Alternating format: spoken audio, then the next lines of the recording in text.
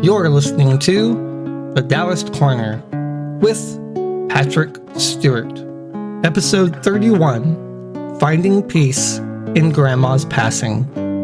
Please join me after today's post for extra author's commentary. If you're using a podcast app, use the chapter markers to skip ahead if you've already read the article on thedaoistcorner.net. I feel lucky to have known my grandma for as long as I did. She passed away when I was 16, and I didn't know how to feel because the Stewart family, my dad's side, is complicated.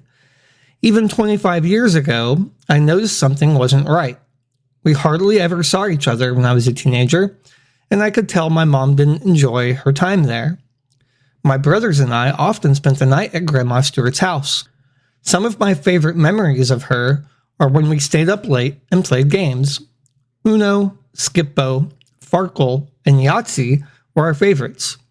Later, she bought an original Nintendo and NES and placed it in her spare bedroom. We loved playing Super Mario Bros. 3, Excite Bike, and Q*bert, a game I still don't fully understand how to play.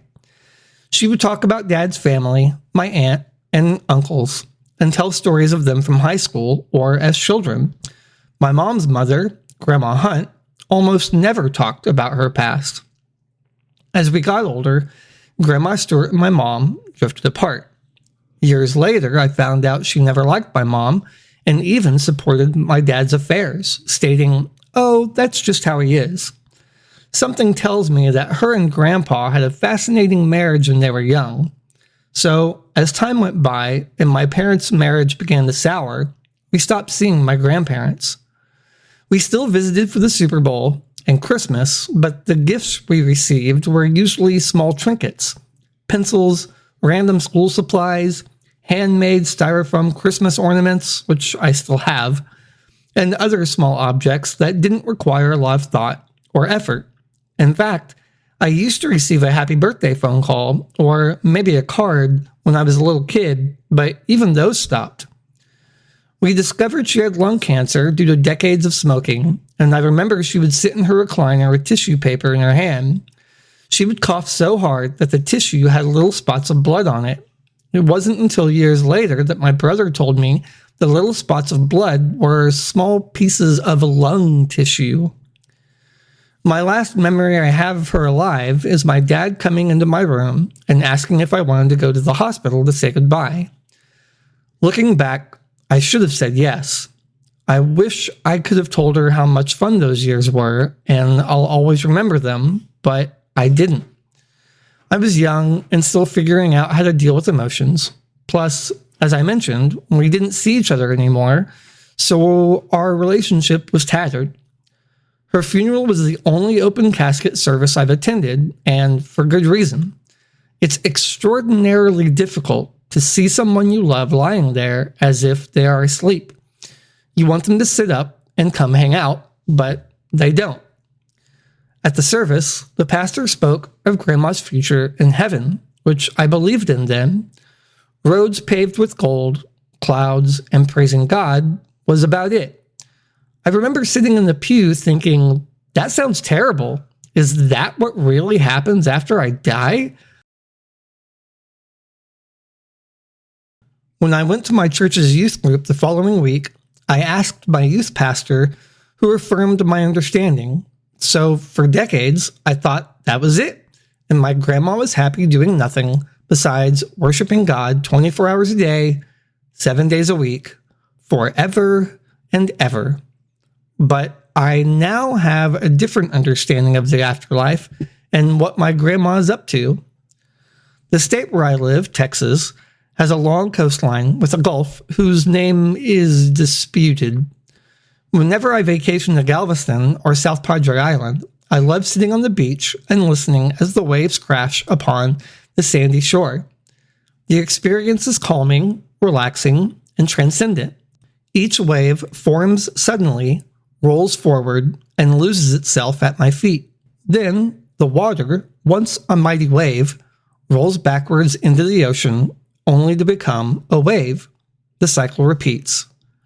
If I have learned anything about Tao, it is this. Everything is a cycle, and it never stops. The idea that we die and then the journey is over doesn't make any sense because nothing in the universe stops. Stars form from gas and dust, grow to incredible sizes, explode into more dust and gas, and then reform into new stars and planets. Our sun formed the exact same way as Earth, Mars, and all the other planets, comets, and asteroids. Does this cycle ever end? Scientists believe it might, but we can't be sure because we've never seen it. Even if the star collapses into a black hole, Stephen Hawking showed it emits radiation, now known as Hawking radiation, and will eventually collapse, releasing everything it swallowed over billions of years. That means new matter and particles to create even more stars and planets. I admit this is extremely theoretical, but by examining the Tao, we see the pattern. Yin and Yang can never rule each other forever. One rotates on top, but must give way to the other. Most know the yin-yang as a stationary symbol, as it appears on a t-shirt or a necklace. But in reality, yin-yang can only spin, never stopping. Using the wave example from before, the ocean becomes the wave, which crashes onto the shore and returns to the sea to become the wave again. I saw a meme the other day on the Taoism subreddit, which had one wave say to the other, "When you die, you become nothing." The other wave replied, "Pretty sure I just become the ocean again." You can see this meme if you're reading the article on thedaoistcorner.net. When I die, my body will slowly decay. The bacteria will overtake my flesh and slowly use its nutrients to sustain themselves. Then, my bones will slowly become the soil and dirt, feeding plants and more animals. If my family chooses cremation, my body will be released into the atmosphere, and perhaps some of me might escape into space if hit correctly by a neutrino. That particle could drift forever on an endless journey to a star, maybe not yet born. When collected, a new star could form, and my journey will continue forever in a cycle spanning trillions of years. Doesn't that sound like a better forever? It does to me. I want to become one with the Tao as I was before birth. We cannot have existed without not existing first. Do you remember not existing in your human body? I don't, but others say they do. Buddhists believe we are trapped in a cycle of death and rebirth, and the goal is to escape to an eternal existence outside of this plane. I, on the other hand, believe there's no need to escape this mortal realm. I'm reminded of a story from Zhuangzi. Like Lao Tzu, Zhuangzi is one of the key leaders of Taoism. Living sometime after Lao Tzu, maybe 100 to 200 years or so, Zhuangzi wrote a collection of short stories, fables, and tall tales about his life and the world around him. Living during the Warring States period of Chinese history, a tumultuous and frighteningly violent time, Zhuangzi knew of Tao and how it could help. One particularly amusing story is the death of his wife. The story reads, Zhuangzi's wife passed away, so his old friend Huizi came for a visit of condolence. When he arrived, he saw Zhuangzi was sitting on the ground, drumming a pot and singing a song. He did not seem to be grieving, and this seemed very inappropriate to Huizi. He said to Zhuangzi, "What are you doing? Your wife has been there for you all those years, raising your children and building your family with you. Now she is gone, but you feel no sadness and shed no tears. You are actually drumming and singing. Isn't this a bit much?" "It's not what it looks like, my friend," Zhuangzi said. Of course, I was struck with grief when she passed on. How could I not be? But then I realized that the life I thought she lost was actually not something she had originally. During all that time before her birth, she did not possess life, a physical form, or indeed anything at all. She ended up in exactly the same state, so she did not lose anything. Her death was a transformation, just like when she was conceived and born, Zhuangzi continued.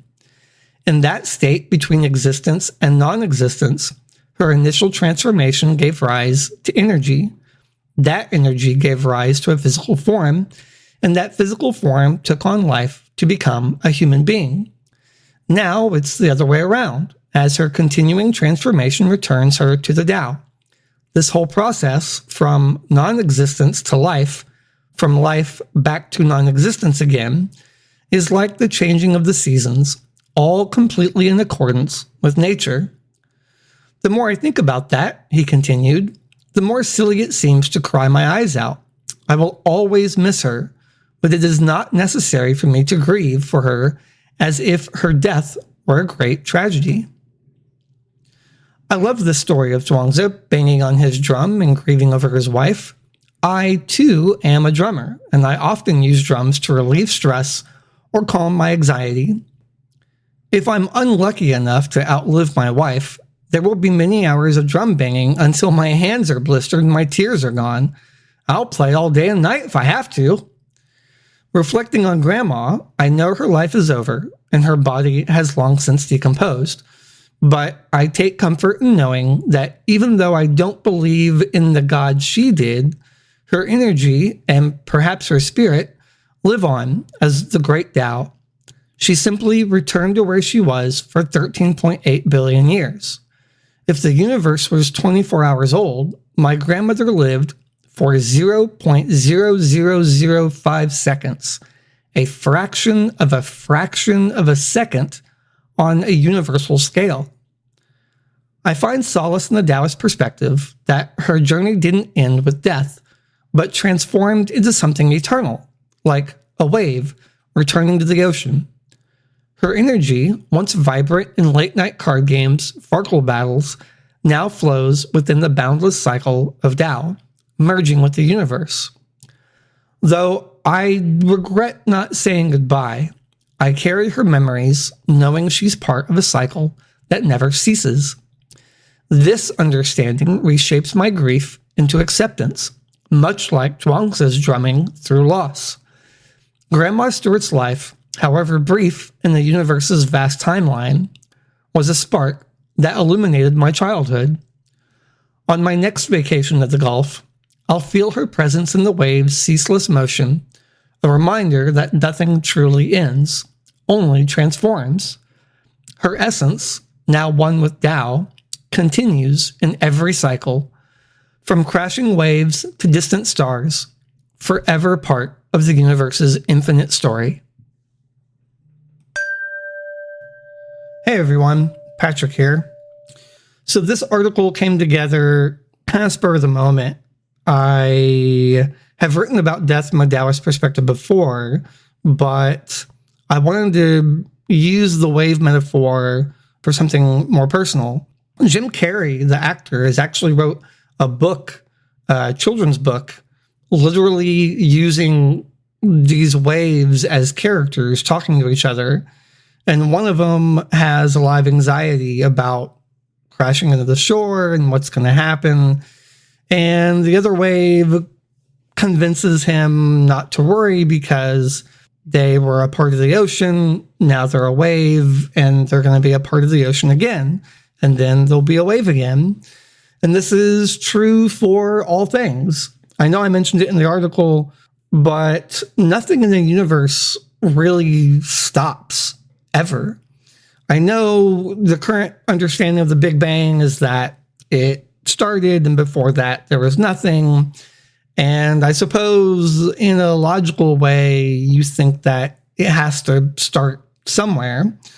But if we think about most religions, Christianity, Judaism, Islam, they all have a beginning and they all seemingly don't have an end, which is strange because in Taoism, the cycle repeats forever.